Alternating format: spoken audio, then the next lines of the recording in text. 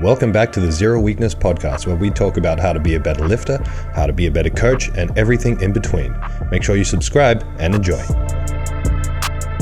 Hi guys, welcome back to the Zero Weakness podcast. Hi guys. Sorry. Our podcast is sponsored by the lovely people at Establishment Coffee. So if you want 25% off your order and free shipping, head to establishmentcoffee.com and use the code 025. Hello, what is everyone. up, fam? Shut up. Wow. Still looking for a quote. Hey guys, it's me, Henny here. All right. What are we grateful for today? Gidge, what are you grateful for? What am I grateful for? I'm grateful for coffee. I used to drink a lot of coffee when I was a barista. I used to have like 3 or 4 cups a day, and now I'm down to like maybe 1 or 2 a week, and I really appreciate those cups of coffee that I have. 1 or 2 a week? Mm-hmm. I thought you have one every day. Nope, not anymore. When did you consciously go from like daily to 1 or 2 a week? Maybe, I don't know, a couple of months ago, maybe a few months ago, when it was like giving me constant anxiety. I'm like, all right, we got to cut it down. And now it doesn't? No, not at all. And now I really enjoy the cups of coffee that I have. Yeah, nice. Yeah. Where are you at in your coffee drinking life, James? Because I know you ebb and flow. Yeah, I don't really buy coffee anymore. I might buy 1 a week. But are you still hard on the like AeroPress train? No, I'm a convenience guy at the moment. So Makona. No. I use a pod. Starbucks. I use a pod machine. Oh. Yeah. On and the pods. Yeah, so I use 2 pods. Yeah. Remember how I used to have like about 39 cups of coffee a day? Yes. Yeah, wondering where all my money's gone. But now I just have 1 at home that I make at home, and every now and again I'll go buy one. So it's good. But I'll have 2 pods in the morning. Do you have my old pod machine? Nah, I wonder what happened to that. that was the white one? No, mine was black. It lived here for ages. What was remember- the other one that we had at the gym recently? That was my one. That's yours. So remember your one, you didn't use, so you took it back, and then I brought mine in, and then we didn't use my one either. Did I take it back? Yeah, that was one of... I thought I gave it away. You might have given it thrown away. it away. Yeah. It was old. But I when remember James when brought his in, that was your first grievance of the week. And so we made sure every day that we would clean it and make sure there was no dust on it so we wouldn't get in trouble for not using it. Damn, the grievances. The only person that used it was Jamie when he would come in like once a week. Yeah, he's a big coffee guy too. If that guy gets a nick, if that guy gets a nick in one of his veins, there's coffee, there's Arabica beans coming straight out of him. Oh, really? Does he drink a lot? Yeah, look at him. And energy drinks. He looks like he drinks a lot of just coffee. Caffeine. Yeah. What are you grateful for, James? Me, I am grateful for my health. I feel like I say that a lot, but I'm 95% better. So started running. I've gone for 2 runs since Saturday. Started jiu-jitsu. Started doing whatever I want in the gym, like lifting wise, training wise. So it's going good. Very grateful for my health. Very grateful for a very straightforward injury. I've never actually I've always had bad injuries like Achilles ruptures and things like that where there's a long rehab process. But this one is just a bone, so just breaks, gets better. Just time. Nice. CJ, what are you grateful for? I was supposed to say this weeks ago, but I keep having mind blanks on this segment. I'm grateful for Jess Kennedy. She gave me tickets to Origin. Yeah. And weeks and weeks, literally the week before that, we were talking on the podcast about like our dream sporting events to go to. And you said and how I was Origin. saying Origin, was like one of my bucket list things to do. And unfortunately she was sick, and then she gave me a ticket, and I just drove up to Brisbane. So cool. Yeah. You manifested that. Yeah, you did. Well, the timing was really interesting because we had that reel come out, and then like 2 days later, you were at Origin. Yeah. He was the people telling me like, you just said this. I was like, yeah, I know. Yeah, it's wild. If only someone would surprise me with some Salomon XT4s. The hidden NYC collab. Yeah. Oh, I bought the wrong size. Was that like the $1,500 pair you put up, or $2,000 or whatever? Yeah, they're very nice. Yeah. I'd never pay that much for a pair of shoes, but they're very What are they, nice. 1,500? I can't remember. Something hectic. What are you grateful for, Tom, bro?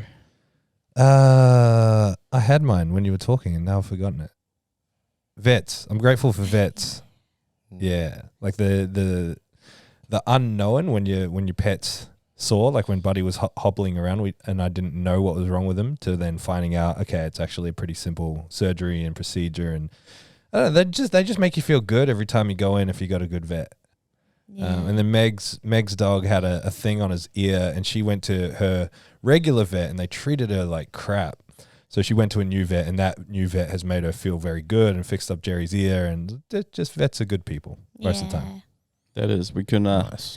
We need vets. Just not those other ones that Yeah. screwed over Meg the other day. So Call them out. we're coming for you. I don't know who they are. I bet they suck at squat, bench, deadlift as That's well. right. Yeah.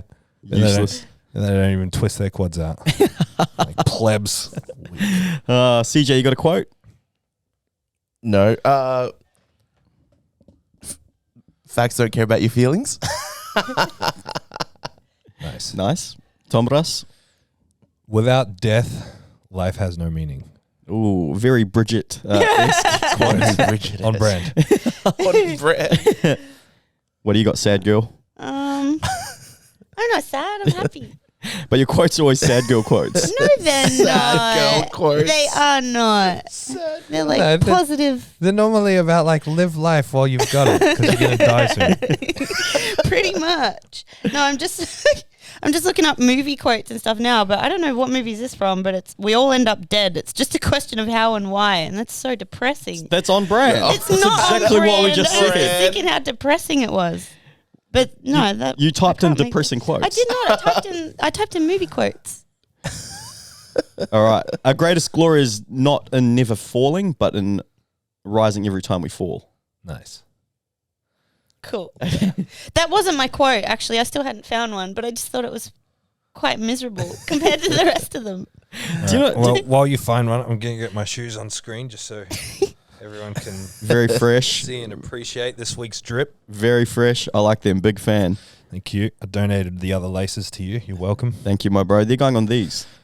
Yeah, I noticed that they're not on them yet. Yeah, I know. Too late. It's such a process. It's so annoying. All right. What have we been up to, guys? What have you been up to, Wait, CJ? Bridget hasn't found her quote. It's fine. We'll just roll with Give it that up. one. Oh yeah, it's on brand anyway. What have I been up to? Training's been good. Kind of slowly rebuilding, and I saw the new Mission Impossible. Apparently, I didn't know it was not out. that bad, but not that good. It's Like pretty most good. of them. Yeah, well, They're all kind of a bit I mediocre. expected them to be like when I think Mission Impossible, I think like the Fast and Furious series. You know, just like outrageous. But it was actually really good. And Nice. because I saw Declan, he did his review of it and he rated it really high, and he can be quite like strong with his reviews. And I was like, really that good? And he's like, it's awesome. And I went and saw it in 40X and nearly got thrown out of my chair. Wow. You know Tom Cruise does most of his own stunts as Yeah. well. Yeah, he did the motorbike base jump Yeah. stunt himself, which is wild. Which Yeah. is insane. But You- yeah. You know me and Tom Cruise are the same height? Yeah. Also, Really? wild. Yeah. Do you know that his front tooth is like in the center of his face? Yeah, I can't stop looking at that every time Yeah. you tell me that. They draw like a straight line down, and one of his teeth is like right Huh. in the middle. Is that There you because of an accident or I just don't think that's just how how he was born. yeah, wow. Scientology. Yeah. That got him there. So, yeah. I didn't know that there were more than 3 or 4 Mission Impossibles. There's like 6, isn't there? There's, there's now 7. 7. I've only seen one because we did a primary school excursion, Queen's Park Primary School, to see Mission Impossible 2. Yeah. It's the only one I've seen, and I don't remember a lick of it. That's so random for a school, primary school. Yeah, I don't know excursion. why we went and saw Mission Impossible 2, but we did. Primary school. You know that last day of school, where or those last couple of days of school, where there's nothing to do, so they just make you do fun They stuff. wheel the TV out on the Yeah. little trolley thing, and Oh, Yeah. that you're was all sitting that was there, "Shut before up, our don't time. even start." Was that in color? Or so bad. Ironically, I'm So I'm buying one of those for the Zero Pro, What the? a wheeled TV stand, because I'm sick of setting them up on tables and people kicking them and stuff. We should get an overhead projector while we're at it, like an OHP. Yeah, and, yeah, with the clear scribble on them with whiteboard marker. Yes, yeah. Yeah, That so was you good. guys are almost as old as me. Almost. Almost. We used to final day of school. We used to go to Spencer Park as well. Oh, Back when kids parks were dangerous and they had all these massive flying foxes until some kid broke their neck or something. Spencer Park was hectic, eh? Yeah, it was wild. I used to go insane. to. Did you ever go to Easter camp? I think No. we've spoken about this. Nah, wouldn't have been allowed to something like that. Easter camp was sick. CJ, they were Christian camps, and they were hectic. It's Easter. And I just remember, Paramore went and played at one. yeah, I was there for Yeah. that one. And I still remember we used to love it because we'd go there and like all we'd think about was this other church called Celebration. I'm like, fuck, I can't wait to play League against those guys. And it was just the most ruthless games of League. Mess them up in the name of God. I honestly don't know what it is like when it like with Christians and like when it ever comes to sport, it's so feral. Physical. It's so feral, and I'm like one of the reasons why. But like, I don't know why it gets just so like competitive. When you're a soldier of God, you Fight to the death. you got to act like a soldier. It's just the on the Oztag field. it's the modern version of the Crusades. That's it. The Chris. In Jesus' name. It's a bad comparison, mate. All right, moving on. It's a really bad gross. But yeah, I saw that movie in 40X. That was fun. What is 40X? I don't know. So 40X is like the seats move. They spray smoke and water and all that kind of stuff. Where I was feel this? like you're in the movie. Pack Fair. Pack Sounds Fair does horrible. 40. It's a acquired taste. It's really fun, but like I'm a big guy and it throws me around in my seat. Yeah. Like it's insane. Like I was turning to my friend and he's like holding on. Wow. It was actually, it's really fun, especially a movie like Mission Impossible or Fast and Furious. Like it's really fun to do. How much I are we wanna talking? do that. Because I'm a VIP member of event. On Tuesdays I get it for half price, so it's like 14. Oh, sick. Yeah. So which means it's usually 30. You know, Oh, that's so- not even that bad. No. Yeah. Aren't regular movies like $30 these Yeah. days? Yeah, Depends that's where you fucked. go. But that Dendy's cinema, if you go after 8 o'clock, they're $8. Mm. And At didn't- night? Yeah. Yeah. Who the fuck is watching It's the- movies that late? It's the That's worst. probably why the promos. It's actually the worst. Get out the movie, You it's get like out, 11 o'clock. my rule, like even at home, is if the runtime of the movie is going to go past like 8:30, I don't watch it Yeah. because I can't watch half a movie, and beyond like 8:39, I just can't take. I anything won't in. start a movie past 8:30, 9 o'clock. Okay, so 8:15 is okay. For The Hobbit uncut, like a 3 hour. Me and Bridget have watched about 50 half movies. Yeah. Oh, you just don't no, I make it can't through. do Can't that. do it. No. Yeah. No, it's it's so not it. bad. What did we start? Oh, it was Warcraft. Yeah, that's cool. Yeah. There's a Warcraft movie. Yeah. Wait, is it Yeah. based on the game? Yeah, Yeah. sort of. It came out in 2016. It's got Travis Fimmel. He's I don't know. Ragnar from Vikings. I've never watched Vikings. He's a hottie. I'm not into He's white. like I'm not the into main white guy. blokes, but he's a hottie. I'm not He's into a hottie. blokes, but he's a hottie. He looks like Jordan Brown. Jordan Brown is the guy. He owns a gym called The Bar in Brisbane, and he coaches Nori Groom, who's come and done a few of our Oh, comps. Oh yeah. He's got the beard and like Yeah. the slick back hair. All right. Actually, you just reminded me. Andrew Ohm. Andrew Olm, he does look like a Viking. On that note, I wanted to bring this up on the podcast. I don't know if we're allowed to. What, the bloke thing? The hottest guy in powerlifting. Yeah, Bridget, you don't have to answer this because I don't want anyone sliding in your DMs. But I'm going to say who I think's the hottest bloke in powerlifting. I already know who it is. Everyone knows who it is. Kale Rouston. Absolutely. And I sent you that photo. Kale, you're going to be like, what the hell? But I went through like his profile and I found one of them flex and he's so jacked. But I think what makes him hot is that he's super nice. And it's That's points. Yeah, that's points. CJ, don't snip at this, brother. This is weird. But even It's not weird. Women can appreciate that other women are beautiful. Men should be able to appreciate other men. But I remember I was messaging Chris Thomas and we're talking about how like they're always really nice and supporting APL and that. And the first thing he said to me was, but Kale's like a god of a man. I'm like, oh, so it's not just us. We all recognize. Yeah. Just one of these guys that's annoyingly good at everything. Yeah. Just like gun footy player, gun on a skateboard, gun on a surfboard, This is Kale. amazing powerlifter, Oh, I didn't know. jacked as hell, Yeah. nice ass. Did you know this as well? He's a front rower. He's a prop. No, I did not know that. Yeah. Jeez. Save some talent Wow. for the rest of us, brother. Yeah, that's not fair. That's not fair at all. He's doing the Zero Pro. Him and Chris Thomas have both signed. I was looking at the Elite Division list yesterday, so that'll be a good battle in the Elite Division. That's cool. Ooh. Let's go. What about you, Tom, bro? What have you been up to? Just plodding along, working. We've got Zero Wales is getting very close to opening, so Nice. they're doing the final touches on the building works, and then we get access shortly after that, and all our equipment is on the way, so I'll head over there sometime next month for the build, and then we should be up and running early September. No. Is the plan. Very exciting. Are you going to be there for the grand opening? No, I'll go for the build, and then I'll have to come straight back. We've got a bunch of comps in September, I've got a wedding to go to as well, and then we've got the Zero Pro at the end of September. So I'll just go there for the build a couple of days and come straight back. Nice. Nice. Yeah. Gage, what have you been up to? Me, I'm squatting again. That's probably the most exciting thing that's happening in my life. Saw that. Yeah. Got to and- fix your upper back. Well, yeah. No. I know. I'm trying not to. neck. It hurts. It does hurt, so I'm just trying to keep it a bit looser at Yeah, the fair moment enough. till it feels better. Yeah. enough. And It then- hurts but- when you brace that, like when you. No, it hurts when I try to keep my upper back really tight. Okay. So I'm just keeping it a little bit looser at the moment till it starts to feel better, and then yeah, I'm just happy to be squatting again. And as much as I am, I thought I was gonna be like super weak, but I'm kind of around about where I was when I stopped. So Look, Bridget, you don't really ever lose strength. You just lose the ability to express you your just strength. lose the skill. Nice. But it's not like you stopped. You've been training the whole time. Yeah, that's it. I And owe it all to hard. my Bulgarian split squats, I think. You go hard on them. I'm not anymore. I made my 60 kilos for 10, and that's it. So I'm pretty sure James never got 60 for 10. he got When you no, were but on he had that one on train. either side. So I did okay. 50s. I did Yeah. 60s for 4. yeah, I remember that day. That was scary. It's pretty wild. Yeah. My hips are cooked to the point where I can't do them body weight. So I don't do. Yeah, wow. I can do front foot elevated, but I can't do rear foot elevated. yeah. Yeah, I can't do them anymore either. Yeah, my knees are fried. I think it's from that. Probably. From that, I was going to make a joke to Bridget. What's wrong with a loose upper back? Look at me, it's fine. Oh gosh. I do one set of low bar a week, and my arms are cooked for 2. What about you, James? What have you been up to? Nah, nothing really. Just like I Jitson. said, getting back into the swing of things. I'll start playing basketball next week. But yeah, getting back into jiu-jitsu, getting back into some running, getting back into some lifting. Yeah, so life's good.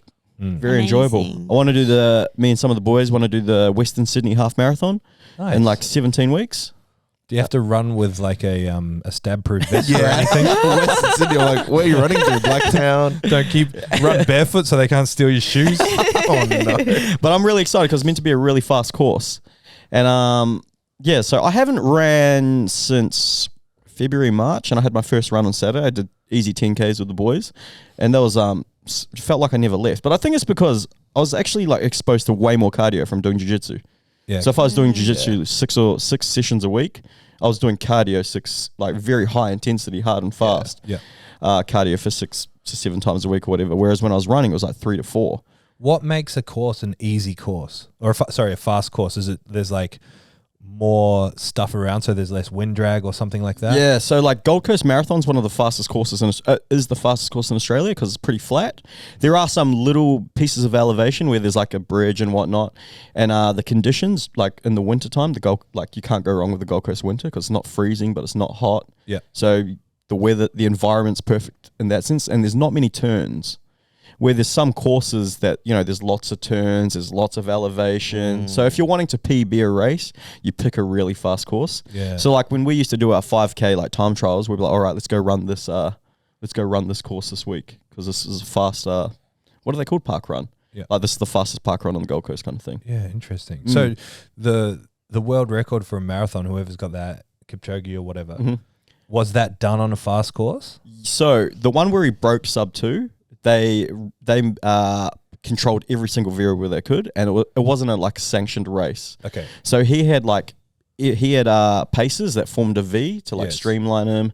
He had these special shoes that weren't approved by the Athletics Association, whatever it's called at the time. Yeah. He even had this car with a laser beam saying like, and it showed the line in front of him where he Yeah. had to keep up to.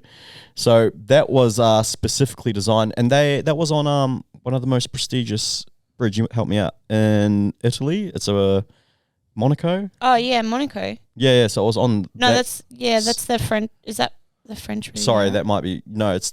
I can't remember exactly I'm what it not was, sure but it was either. on a really nice, like pavement, Yeah, okay. essentially. Yeah, so like a really nice course. So it was set up for him like perfectly. Yeah. So it was yeah. Interesting. What were his shoes that weren't approved? At the time, they were like Yeah. they were the Alpha Flies before they came out. They had Because- like carbon fiber in the... Yeah. So all carbon fiber shoes are allowed now, but at the time you could only have like a 40 mil offset, or 40 mil offset of the heel, but they had a higher offset, so they'd like propel you forward even more. Yeah. So those carbon fiber shoes, they're awesome for really fast work. But if you went for like a cruisy 1 kilometer run, they're the worst things you could ever wear. Super uncomfy and Painful, yeah. So wait, let's change subject then. You made a post the other day about OG lifting shoes, weightlifting shoes. Did you get much of a response? Yes. So what's the essence of your post?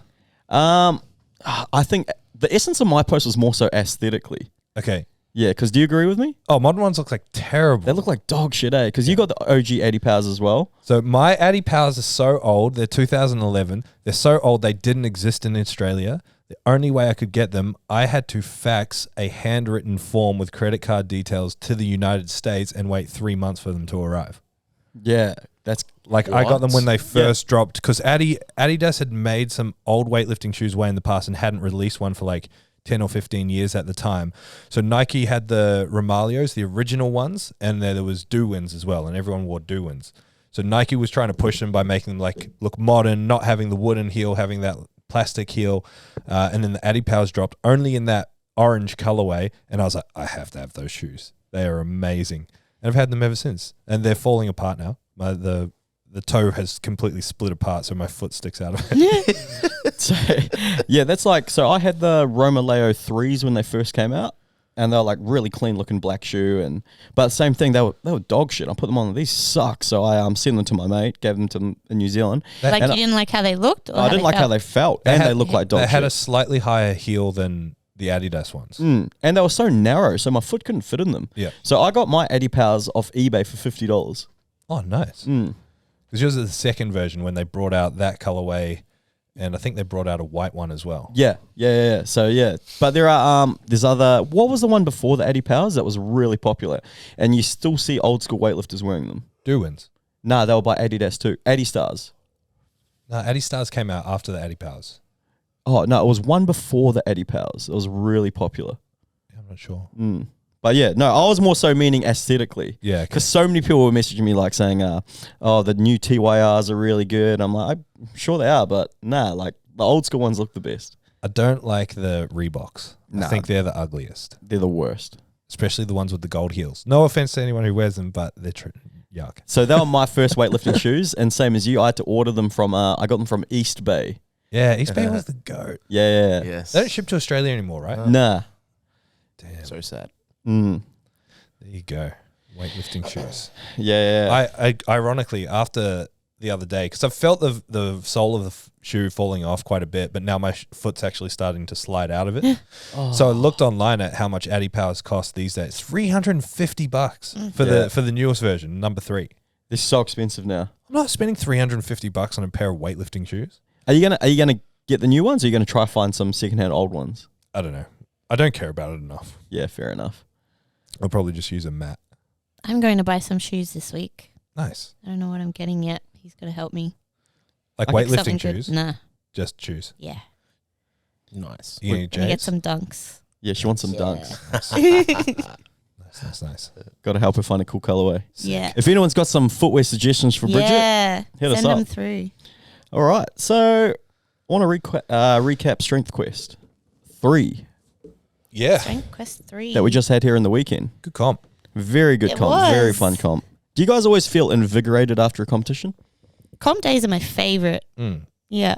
It's always best. such a good vibe. But I don't know. I you know, like we've been talking about this, but after doing big events like nationals and worlds and things like that, it's such a relief doing a comp just here at the gym. Yeah.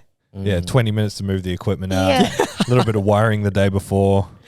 Rock up on the day with half of it done and just chill out and do the rest of it. Because members in the gym have been like, "Oh, you must be tired after the weekend." We're like, "No, that was easy." You're out of here by 4:30. Yeah. The latest. You know, So good. It was a chill day. I moved the equipment a little bit further over. I bunched it up a bit more, and it felt like there was a lot more room for spectators. That made a huge difference. Yeah. That was cool. I don't know why I don't usually do that. Well, normally we only give ourselves 20 minutes in the morning to Yeah, move stuff. True. All right, who do we have?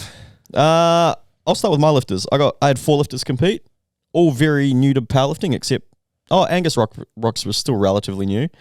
I had Sammy Blako Johnson Blako compete. She is Blako Johnson. She's a bit of a weapon, eh? She is. She's so strong.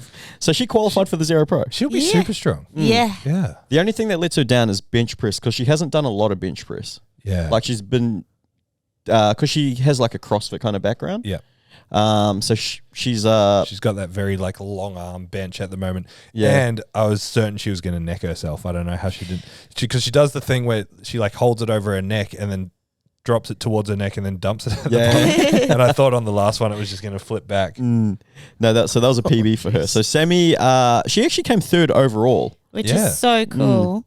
So yeah, she came third overall. She had a really good comp. She went, what'd she go? 7 for 9, missing her third squat and her third deadlift. She got all her bench. Yeah, so she killed it. She went 7 for 9. Because Tell them everyone. where she got her soft suit from. Oh yes, this is Yeah. so random. So she bought her soft suit on Marketplace. Yeah. She went to go pick it up. Guess who it was?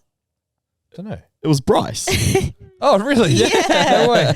It's his old soft suit. Yeah, how cool was that? Keeping it in the family. Yeah. So no, she killed it. I had Alessandra Perry. Her first comp, she's gonna be fucking really strong too. So they Yeah. both totaled 332 kilos. Nice. Did they get the same total? Yeah. So cool. Ellie went. What'd she go? She went 7 for 9 as well. Missed 2 lifts on technicalities. I don't know if you guys could hear me screaming. Wait for the rack call. I was literally screaming it. Like, what? And then she still missed it twice. And she said, she's like, I could hear you. I just don't know why. And I was like, that's all right. First comp. So yeah, but so if she got her other 2 lifts, she would have qualified for the Zero Pro. But she had no desire to do the Zero Pro anyway. It's her first comp. She's just happy to keep building on that. Yeah. Nice. Vincent Tucker. That's another one that the ladies think is very aesthetically pleasing to look at. And he's the nicest guy on earth. Not just He's the so ladies. lovely. Yeah. He's very jacked and handsome, Mr. Mate Matonga. So he went 7 for 9 as well. Yep. 3 for 3 on squats, hitting 225 kilos, which since before starting here, it's 25 kilo PB. It's huge. Nice. Benched 165. Hit a second attempt. We went for 170. Just missed it. Just couldn't quite lock it out, which is fine. He's hit it in training previously. But I think, the nerves of your first competition, Yeah. things like that, the adrenaline, a little bit too much caffeine and things like that might have come into play. But he did. From previous lifts. Yeah, he didn't realize how tiring it was going to be. Yeah. It was a 'Cause- quick comp as well. yeah, so he killed it. And then he went 2 for 3 on deads, hitting an easy 262 for a second. Like we could have loaded like 267, 270. He Yep. probably would have made it, but we wanted to load, like me and Tom were talking, load 275. So it would show that he'd qualify. That way he would have qualified for the Zero Pro. But he missed it. But it was a really solid grind. He got it up to It was like pretty close, hey? mid quad. Just couldn't lock out 275. Yeah. But a 652 total for your very first competition after Amazing. powerlifting for how long do you reckon? 6 months? Do you reckon Less. it's even that? I reckon Yeah. it's less than that. Not very long. Yeah. Nah, maybe like 4 months or something. Yeah, but he's going to be someone to watch out for. For sure. Such a nice kid as well. So he's been a pleasure to coach. And then, Big Angus. yeah, everyone's favorite, Angus Roxburgh, the happiest guy on earth. Yeah. CJ, I don't know if you noticed this, but I saw Angus walk in. And he walked in kind of smiling, and you didn't even make eye contact with him, but you looked at him and your face you just started I smiling. just started Yeah. smiling and I looked at you and you're like the happiest. I was like, yeah, it is. So he this guy just PBs every week. So he got a PB total of 665 and he qualified for the Zero Pro. Yes. And he was a last minute entry too. Yeah, so he's only worn. Squatted in reps for like the second time ever. Second time. Have you ever seen a recovery that good on his third attempt squat? And I was like, he's missed it. Watching it go down, kind of didn't focus on the way up, and then he's got it. And I'm like, what? He good morninged it. It was so good. But yeah, he had one exposure to wearing wraps before that. That was the Saturday before I wrapped his knees 3 times. So So good. he still hasn't done 10 squats and wraps. Crazy. So well done, Angus. Very proud of you, brother. Can't wait to see what he Wow. can do with the Zero Pro. Shot, man. We had a few other Zero lifters compete. A few from Brisbane. Bodie from here competed as well. They all did really well. So good job to all the Zero lifters that maybe we don't coach directly, but Jamie had a lifter that he looked after. Everyone crushed it. It was a great day. Yeah, it was. It was awesome. Yeah. Anything? Oh, I got a lot of messages about the toilets. Oh, what about it? Oh yeah. Well done, guys. Well, we looked after them. Yeah. It was a lot okay. better. A lot better than normal. Yeah, very Yeah. pleased. Do you know what? I've one thing that I wasn't very impressed with at the comp. Sorry. Nah, so someone fucking Oh, sorry. here we go. I Yeah. sound quite angry about this, but he couldn't put his knee sleeves on. He was wearing those Inza ones, whatever. Yeah. So his handler, his coach or whatever, grabbed cutlery from the kitchen. Our cutlery. Oh, I saw that. Yeah. Yeah. So he grabbed one and I let it go. And then he grabbed another one. I was like, don't fucking use that cutlery. That's disgusting. Yeah. Put some wraps on if you're going to struggle to put knee sleeves Yeah. on like that. Wait, Yeah. how do you use cutlery to put sleeves on? I don't know, but It's probably that pissed me right, off. but- Yeah. But these are the same gross. these people that are doing this to get knee sleeves on are the same people that are saying Yeah. wraps are fucking bad. I saw them grab a fork, and I was like, "Oh, they must be having some lunch." And then I saw them fiddling around with the knee sleeve, and I'm like, "Oh, I got to go commentate, whatever." Didn't think much of it. I didn't realize they kept going with it. Yeah. Grabbed another one. I was like, yuck. Go no. Put some there's some Lilley bridges on the wall. Go put them on. Wrap What up. if we didn't see and they put it back in the drawer? Yeah, That would've I been no, so like gross. I'm not actually upset about it. It's the competition. It's you make some silly choices at comp, and they were like, oh, sorry, like it was dumb. They know. I tell you the weirdest thing about comps. There's always a biscuit on the floor. Yeah, Yeah. Like there's always A crushed up Yes, biscuit. there's always a biscuit on the floor somewhere Yeah. that's been stood on. Yeah. And I don't know why. notice. Yeah. And I don't mean like a cracker or a chip. There's always a biscuit. Mm-hmm. Like there's often crackers and chips, but for some reason there's always a biscuit. And normally it's just one lone biscuit. Yeah. It's So true. whoever's coming to my comps and putting a biscuit, biscuit and then crushing it power on the stomping it, it's not necessary. Do you know what I like as well though about comps? I just walk around and there's always lollies everywhere. I'm like, oh, gonna try that. Oh yeah, I'm a serial pest for stealing people's food. Yeah, Buddy had a field day Monday morning when he came in here, sniffing around on the floor, eating old crackers and stuff before I clean the floors. Eating the biscuits. Clean it up for us, eh? Speaking of Tom, bro, you just mentioned Biscuits. So we just had APL Strength Quest 3. You told me something really cool about APL the other week. What are your thoughts on Scotch fingers? I love them. I love them. We used to call them share Hang on. Mickeys when I Has was a that got kid. anything to do with asked or? I thought that was the cool thing about APL. We're bringing Scotch finger division. Yeah. There's enough divisions. Why not add another one? No, you did some you brought up the fact the other week about powerlifting in Australia in general. That we've got the most active competitors. Yeah. Yeah. So cool. That's fucking awesome. Yeah, we're winning 2023, which is really cool. So That's we're amazing. I think that's awesome. So if you don't want to be fucking deadlifting on a basketball court at nationals, No, it's the thing. come to APL. The thing I find interesting is like people will always vote with their feet, right? People will always go where it's most appealing. But there's still some things that tie people to certain things. And I don't just mean federations in general. This is just like whether it's tied to a certain coach or a certain gym or a certain activity, whatever. But it's really weird when you see people nonstop hate on what they're currently doing and do nothing about it. Literally one step away. So if you're not happy with your current federation, just change. Like there's options out there for you. And that applies to people in APL. If you don't like it, go somewhere else. There's plenty of options out there for you. What we're trying to do with APL is create a really inclusive environment where you can have a say and we will listen to you, and we're constantly forging the shape of the federation in the form of what our lifters want. Like we're really trying to listen and build a federation that's truly for the lifter, not just saying it for the sake of it. No, that's really it. cool. That's what I always say to people. Like it's literally for the lifters. But yeah, like you said, I really don't understand how people support these other corrupt, shitty federations that don't offer anything. That I don't think offer anything in terms of value. That's a pretty savage statement. They do suck. They do suck. No, I think like in Bro, they had to put their deadlifts down gently in the warm-up room at Nationals. It was on a basketball court. that's getting very specific. These other federations. Getting very specific now. Yeah, I think in powerlifting in Australia as a whole, we do a really good job. And yeah, if you're not happy, find someone that does a better job.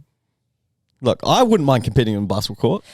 I like basketball. Nah, all right. That's Bro, enough from me. it is a hard challenge though. Like, I mean, you guys know everywhere we've gone so far to do a meet outside of this gym, flooring has been the issue. Yeah. Like it's Yeah. a challenge when you got deadlifts versus whatever floor you're on. Yeah. Oh yeah, no, like I heard it was a great event. I'm just being Yeah. I'm just being henny. Yeah. All right. I wanted to actually talk about today on like the topic for today's podcast. I want to double down on a post you just did recently, Tom, bro. Yeah, I wanted it to create a bit more discussion, but everyone supported me. Yeah. I wanted to light some fires and for people to be like, no, that's not right. But everyone was pretty much just like, oh, I've got a question. Can you help me out with? I'm like, oh, get angry. hate me, please. Someone. It was a photo of him and Joseph Whittaker, and he said, let me bring it up. I said, these are the beliefs that I've basically built my entire coaching brand on, and the brand is Zero. And then it was a list of things that could spark controversy, and I worded it very specifically to be able to tell people why. I worded it without context. So I said, knees caving in on squats is bad. Backs rounding on deadlift is bad. Shoulder position, back and down, something about that. You know, you need to have stable shoulders for bench press. Low frequency is better than high frequency. Specificity only matters when it does. Specificity only matters when it does. And did I say something about deloads, or did I leave deloads out? Yeah, no, you said active deloads. Proactive reloads. Deloads are better than reactive. Yeah, and so like the whole point of that conversation was to get people to emotionally respond and be like, no, knees can cave in on squats. And then to sort of illustrate the point that in that person's head, they've created their own gold standard, and there is a good and there is a bad. And they're arguing their point of good or bad from their perspective without considering why I'm saying that it's good or bad. So for me, when I say knees caving in is bad, most people will go, no, it's perfectly safe. We've shown studies where the knees can cave. Who cares? I'm not talking about safety. I'm not saying knees caving is unsafe. I'm saying it's bad in the sense that it showcases a power leak in the system that's going to have upstream and downstream effects that are going to be negative towards expressing more strength. That's all I'm talking about. It's not the strongest way. And it's not the strongest way according to my gold standard that I believe.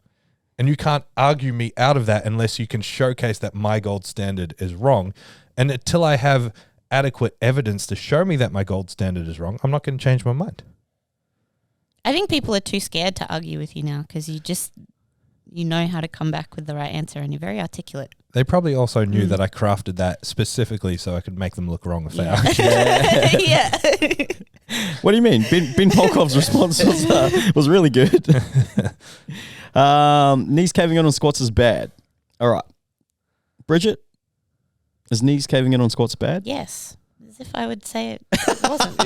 Yeah. No, say no. Let's talk about it, Bridget. Twist your quads away. Hold that tension all the way down, all the way back up. Very nice. All right. Do I think it's bad? Knees caving on squats. Do I think it's bad? No. Do I think it's a good way to squat? No. So am I on the...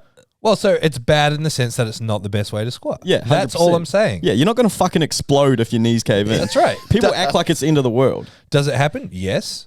Am I going to get angry if it happens? No. It's like bad. You have to have these like defined parameters, but you also have to have a level of acceptance that there's going to be breakdowns. There's going to be stuff to consistently work on. It's not the end of the world, that kind of thing. But we have to have an idea. If we're just like close enough is good enough, we'll never be the best. And I'm training people to be the best. I'm building this brand to be the best. Like you have to have really, really, really clear gold standards, parameters, standards to work towards. Otherwise, you'll only ever get close enough. Rounded backs on deadlifts are bad. You'll only ever get Facebook ready. Facebook ready is a term like if you can take a photo and put it on Facebook and be like, here's the gym, but there's like broken equipment or whatever, but it looks good in the photo, that's Facebook ready. Oh, I like that. I don't want to be Facebook ready. You want to be gas station ready. 365, baby. CJ, rounded backs on deadlifts, are they bad? I don't think so. I don't think it's a good thing. I don't think it's something you should intentionally practice, but it happens. Yeah, that's Yeah. Like your back's not the most, like it's not, it has flexion in it. Like it's your back. Yeah. So you gotta, but I don't think it's the worst thing in the world, but I wouldn't be like, you should strive for a bent back when you deadlift. Do you know what I really liked? I really liked Shiro's analogy that he posted the other day on his Instagram story What was that? What was it? about like you know, we've got a lot of moving parts, whatever, but like a drag. So we used the drag car as an analogy. Oh, yeah. A drag car's really good at going Fast. really fast in one direction, one direction only. But if you need a turn, they can't turn, kind of thing. And you'll have to go back and look at it. But it was really cool, and it kind of summed up like how we like approach or the systems that we use. I just thought it was a really good summary. I don't know where I'm going with that, but yeah, Shara's post was really cool about that. He shared your reel as well. You see that? Yeah. I like that one. Hey, getting recognized, baby. Yeah, shout out CJ. Oh yeah, so actually I had some really cool points about that reel before we keep going on. Yeah, go. So I did a reel about powerlifters, how they think they can predict the outcomes and things like that. And Jamie Timms shared it, and he messaged me. I'm going to read out what he said because it was actually a really cool response. So Jamie messaged me saying, was literally thinking about this morning. Super weird thought process, in brackets, to me. And I said back to him, I think it's also to do with a lot of people who participate in powerlifting have never really experienced any other sport, and their only real exposure is what they see on Instagram, therefore skewing their expectations even more. And then he goes, that's what I feel. You become well conditioned to losing playing sport. You also compete far more frequently. Yeah. I was like, that's literally perfect. Yeah, wow. Never really thought of it like that. Because, you know, like let's say I played rugby league growing up. How many games rugby league do I play a year? I don't know. Representative stuff, whatever. But, you know, you win just as much, you lose just as much as you win. Mm-hmm. And like you said, you get far more conditioned to it. It's not the end of the world. Yeah. But in powerlifting, it's like, for some people, it's like, oh, I competed shit. I'm done. Yeah. Okay. Do you think because strength training is such a slow process, people have to put such a huge amount of time into working towards one competition in a year? 100%, because that's what it is. It's the constant exposure to sport, like team sports and things like that, where you are competing every single week. So if you lose one week, it's like, shit, we're going to try win next week. But with powerlifting, it's like, yeah, you've trained 12, 15 weeks for this one specific day. You've spent all your time putting all your eggs in one basket, managing your nutrition, managing your training, sleeping, hydrating, literally doing everything you can to express your best strength / performance on one particular day. And if one thing goes wrong, it's like, fuck, I don't have another day where I can rectify this for another, I don't know, 6 months, 3 months, whatever. Yeah, and I think another layer to this is we actually did a whole peak speak on this week, is that powerlifting has a really late inflection point. So it's quite easy to get good at very quickly. And so you're so emotionally invested in everything going your way for a long time before it doesn't. Yeah. So like you don't stop making progress and getting better until like a year or two, maybe even 3 years down the track. Whereas if you go out and start playing rugby, you get hit in the first game. You might even lose the first game. You might lose the first 10 games. You're taught that you're going to fail very early on. A lot of people come into powerlifting, have win after win, don't fail many lifts in training, do pretty good at comps, keep making consistent progress for a little while until things get a bit more technical. And then it's like, I'm not made for this sport. They haven't developed that mental conditioning to be like, failing is part of the process. And I think that's quite unique to powerlifting. So as soon as someone has a bad day, if they're at that point, it's like tipping point for them. It's just the end of the world. Another good point, Ben Cray from New Zealand. Yeah. He's a fucking monster, by the way.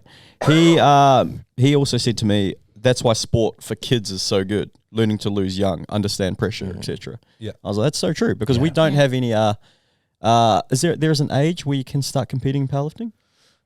Most federations allow people to compete at any age, just as a guest lifter. Yeah. And some federations have youth divisions. So we're introducing a youth division of 14 and under in the new rule book. Yeah, cool. There's so many like 13, 14-year-old kids that compete with APL that don't get recognized for anything. They just lift. So I think that's cool. That's cool. On that, we're going to work on something. Khan Stevenson does a really good job of this up at Mackay, the kids development Junior program. Development, yeah. Yeah, so we're going to do something here as well. Yeah. Nice. So if anyone knows any young powerlifters that want to learn how to powerlift and strength train, and Should get Boris in on that. yeah, he'll definitely be keen. Yeah. Well, Khan will talk about it. I know you guys have a call later in the week or something. They have like junior champions as well, like the kids that have been doing it a while, like Boris, that become like mentors for the other little kids. Oh, That's that's sick. awesome. Because it's one thing for us to say, you're doing a great job, but to have those like model examples of kids that have actually done it for a little while and are pretty good at it. And Boris is really someone good to at look it. up to. What do you think of participation medals? All of you.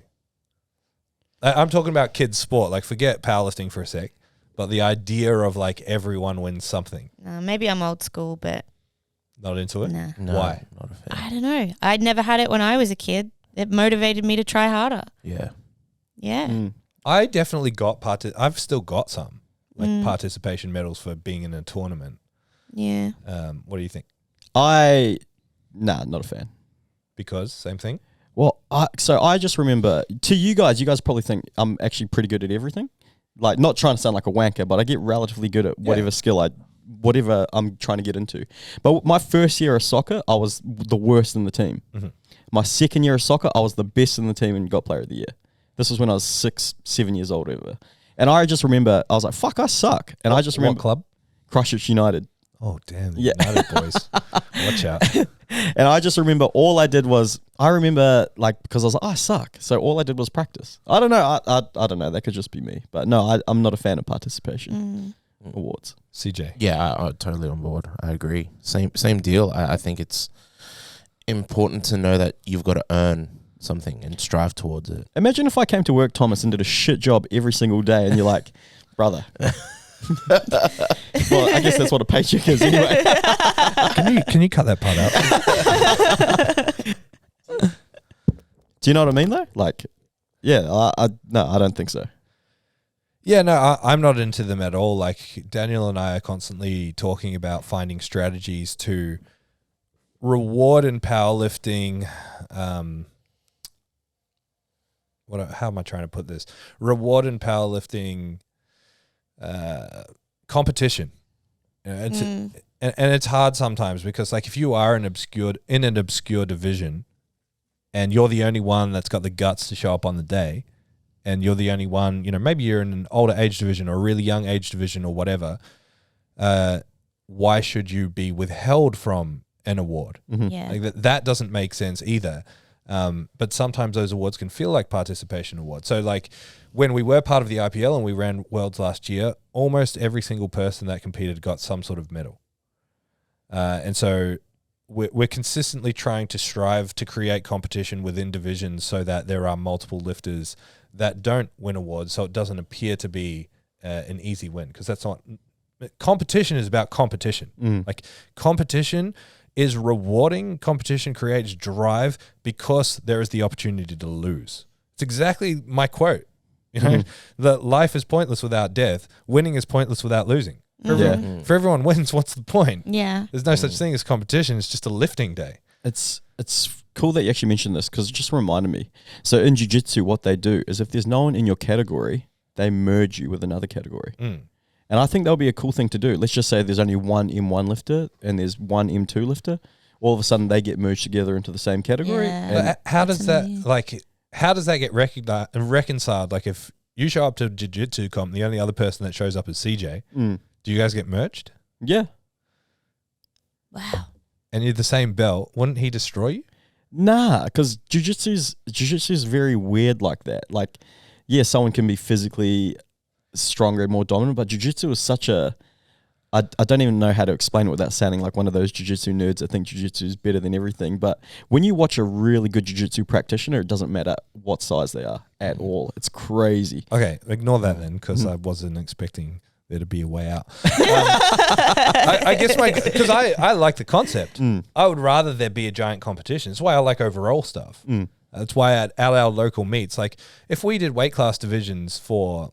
if we did weight class and raw, classic raw, blah, blah, blah, at our meet on the weekend, everyone wins a medal. But when it's overall, and let's be real, especially at local competitions, when you've got a local competition with 30 people, there's guaranteed to be a big mix of weight classes and genders. And so it just dilutes it. Like, I'd much rather go overall and actually create some value behind winning that trophy, because... honestly, I mean, it's a cheap plastic trophy. That's all it is. There's no glory. There's pride. There's and I'm not trying to downplay this, but if we just water it down so that every comp, everyone wins a medal, that's the ultimate watering down of the sport. Yeah. So I guess my question to you is then, let's say we have that scenario and we have 5 people in solo divisions. how do we blend them fairly? Is it by something like dots? I think that's what I think maybe is something we should work towards, because I really like the idea of it. It might be harder for powerlifting, but I do really like the idea of merged divisions. Yeah, no, I think it's fucking sick. If we can work out a way to do it fairly, it could be a huge point. Like I'm literally going to, after this conversation, give Daniel a call and flag it with him. And then if there's legs to it, we can put it to all the meet directors and then out there to the members as well. But that's, I mean, it's a prime example. We constantly need to find ways to innovate and make these things better. That's why I'm doing the ZeroPro the way it's structured with dots. It's such a great Because idea. trying to forge competition so we can have a flight of various shapes and sizes of people that are all very competitive against each other because they're in that same bracket. I'm very excited for the ZeroPro, by the way. But long story short, we all vote no to participation. Yeah. I'm curious because I feel like it's a pretty widely accepted argument that participation medals aren't the way forward. So I wonder why they're such a prominent thing. Yeah, but I understand it for kids. Everyone gets something, whatever keeps them coming back. It's like it can also be a marketing thing where it's like you're trying to bring them back and keep them in the sport kind of thing.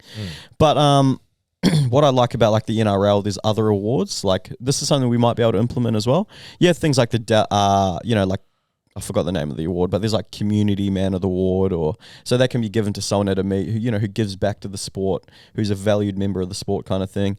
There could be awards where it's the lifter's favorite, People's Choice Award and things like that. Because when we're at meets, we know who everyone loves. So that's interesting you bring that up because the IPL has that in the rule book. Obviously, we're breaking away from the IPL. But before I took over, before Daniel took over, John used to do that every comp. There was always I think they had a ref's choice award and maybe a lifter's choice. I can't remember what they did. There was always 2 extra awards that were not part of the competition. And Shero at his novice comps, correct me if I'm wrong, Shero, not that you can actually not here, but I'm pretty sure he just picks, him and his staff pick 1, 2, and 3, nothing to do with the weight lifted. That's cool. See, this is my argument. I love the concept, but I feel like a novice comp is teaching you about powerlifting and powerlifting is teaching you about lifting. That's why I haven't done it here. However, I like the combination of the two, so maybe we can do this at our next comp. Let's still keep the first, second, third overall, but maybe we do bring in a referee or a staff choice award. They did it up in Cairns at their comp I went to 2 weeks ago. They at the end, we all got together, all the officials, and we picked a best male and best female. I can't remember what it was, lifter's choice.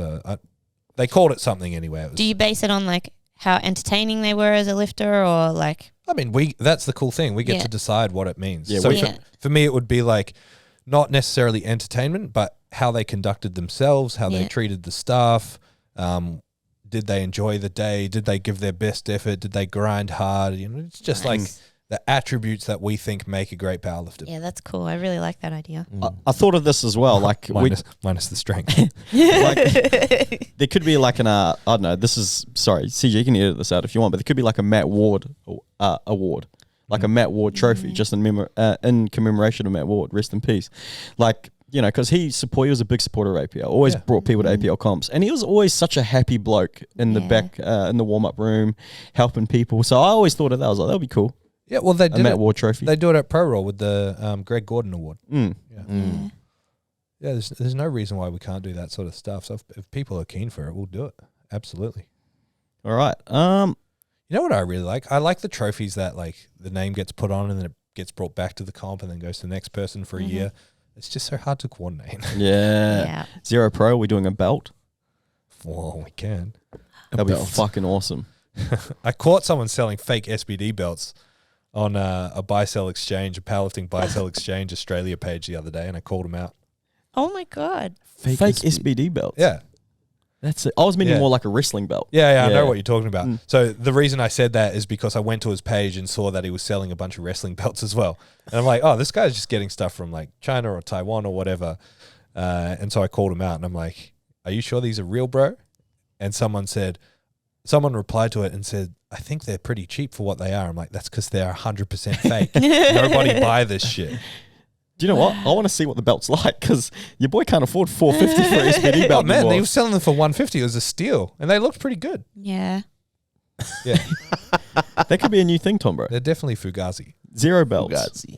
You know, this happened in Australia. So the Titan distributor, like 10 years ago, he got the Titan distributorship, and what he did, he got a bunch of Indian belts and put a Titan logo on them and sold them as Titan belts. So there's people still wear them. There was a whole bunch of these fake Titan belts floating around, and then he got called out, and it was a big debacle. Yeah, wow. Yeah, wild. That is wild. Mm. Should I keep going with this? Double downing on your post, Tom, bro? Or should we get into some questions? Nah, we're pretty much done. Did you get any questions? Got a few questions. Let's see. I don't know how Instagram stories work, but like the Zero page has a big following, but the stories don't get a big viewership. I think it's the reshare stuff. Yeah. I'm not sure. Not into the algorithms. Yeah, I don't understand it either. All right, got a few questions. First one. Jacob Funstein, the man, the king. How much do we need to total to get on the podcast? Also, when does Daryl get on? Oh, yeah.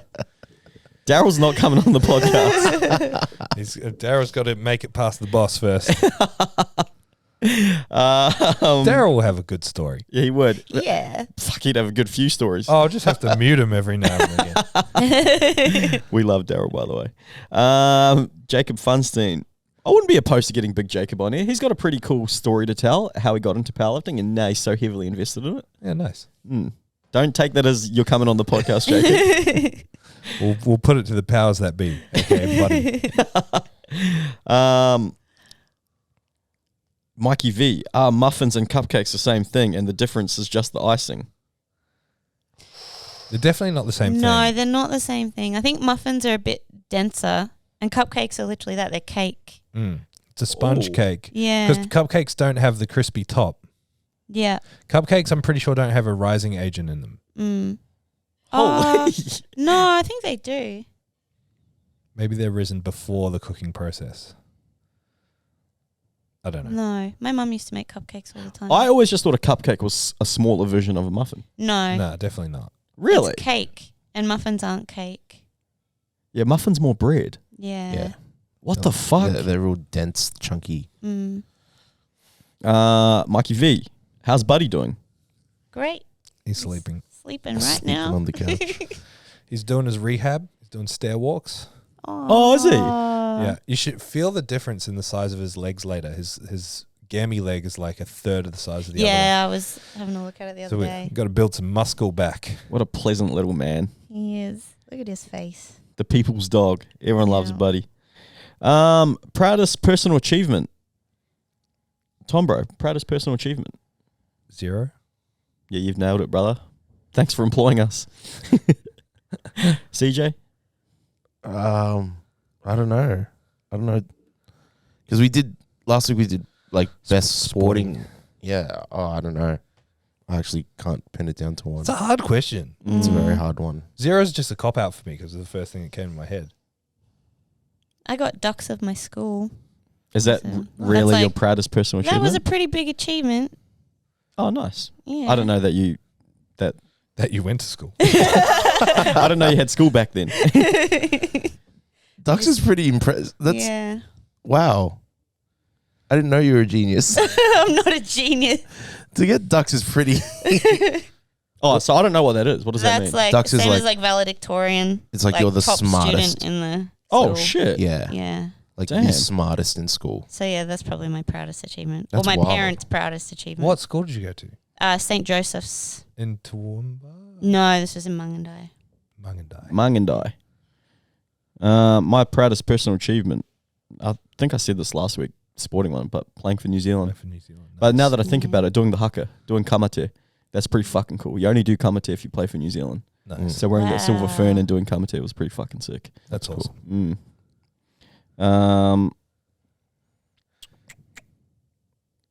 Biggest struggles you faced as coaches? I've got one that comes to mind straight away. When Lemuel Shanti, he's so strong at the moment, by the way, Yeah, he's killing it. pulled 200 for 3 on a stiff bar. That's 3.5 times body weight, and he pulls sumo.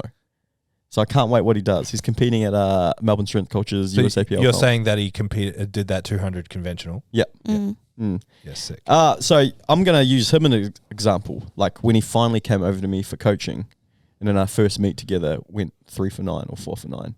That was pretty fucking disheartening. I felt like as a coach, I've never encountered something like that. Yeah. I was like, wow, like this guy could leave me. Like he's got every right to, like, you know, he's really good. He took ownership for his own performance and things like that. But he went 3 for 9. Like that's pretty fucking, Yeah. that sucks. So I remember that. And I was like, what do I even say?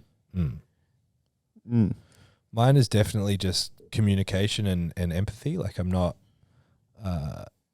it's been a skill that's taken me 11 years to really hone in how to talk to people and how to have real conversations and just understand what people need communication wise. Because I've like growing up, I didn't really talk to anyone, and it's just not something that comes natural to me. I'm not good with people. I understand puzzles, I understand problem solving, and the problem solving aspect of understanding people is just a really, really unnatural thing to me. It's like trying to write with my left hand.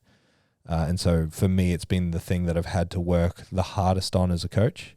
And I feel like I'm getting pretty good at nailing it, but it's taken a very, very long time. You're really good at that now. If I was Yeah. to compare you to the Tom Bro I knew 6 years ago, it's a different person. Yeah, and like minus a few years off that to Mm. with the Narang gym days, I literally had no idea how to talk to people at all. Like it's just forcing myself to be in this environment every day for 11 years. It's pretty much the only way I could have learned it. Well done, brother. You've And therapy and medication. you've done Yeah. you've done really well to work on that skill. Um, Gidge. I know we've touched on this a lot, but mine's the whole imposter syndrome thing. Mm. Yeah, I've been at this job for nearly 2 years now, and it's still very present in my day-to-day coaching life, but I'm learning to be more proud of my achievements as a coach now and start to believe in myself a bit more. And yeah, we'll get there. I think the biggest advice I can give is that you have to accept that it's never going to go away. Yeah. I still get it, Yeah. but you get much better at dealing with it as you leave behind you a trail of evidence to show you that you're not who you tell yourself you are. Yeah. I feel that. I got that the other day. Someone called me a highly regarded coach. I was like, oh, that made me feel so funny. And, you know, it made me funny that they were sharing that to other people. Mm. And I was like, no, but you just said this. I'm starting to leave evidence. Like, I'm You're leaving an a trail amazing of... coach. And people don't say that without evidence. Yeah. Exactly. So, yeah. But, yeah, I still struggle with that every Man, day. I got a Facebook memory today of nationals in 2016. It was the biggest nationals in Australia to that point, and I coached, I think it was like 70% of the male weight class winners. Like first place, it was just, I listed all the lifters and what they placed, and it was just like first, and overall in the whole competition, and a bunch of female first places as well. And it was like the first time I took a team of over 20 to a comp. And I remember specifically in that year, we did like we used to do big banquets after the comp. I remember sitting there being like, I can't do this. I'm not any good at this. I've like completely dominated the coaching space at that competition. And I'm like, I don't think I'm cut out for this kind of thing. Like, I thought you were going to turn around and say that was the moment you realized that, you know. Well, Yeah, fuck. And that was in Crazy. 2016. yeah, and you get really blind to that stuff. And so Mm. now I can look back at it and be like, oh, that was pretty good. Yeah, I was doing all right. yeah. I feel that. Like, I get some people messaging me and asking me, and they're people that I looked up to when I first got into the space. And I'm like, fuck, they're messaging me. Like, did you listen? Why do you listen to me on the podcast? Yeah. Like, to me, like, they're still, I won't say their names, but they're still like, to me, they're still up here. Yeah. And they're messaging me. And I'm like, fuck, that's crazy. That's cool.